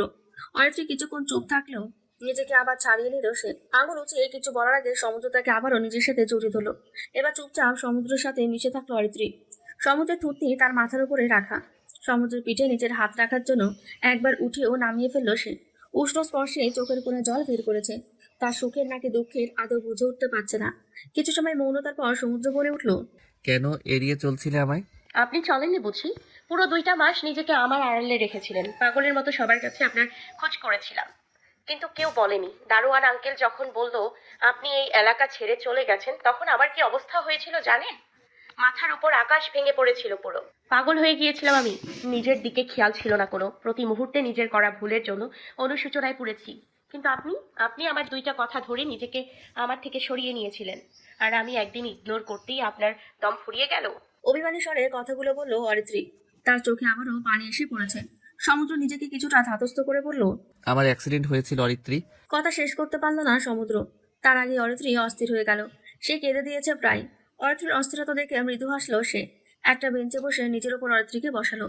অস্বস্তিতে অরিত্রী উঠে যেতে চাইলেও আটকে রাখলো সমুদ্র। অরিত্রীর দিকে তাকিয়ে বলল, তোমার উল্টাপাল্টা চিন্তা ভাবনায় তোমার উপর রাগ উঠেছিল খুব। ভেবেছিলাম তোমায় শাস্তি দেব, তাই আপু যেদিন গেল সেদিন তার সাথেই বেরিয়ে পড়েছিলাম আমি ট্যুরে যাওয়ার উদ্দেশ্যে। কিন্তু সেখানে গিয়ে মন টিকল না।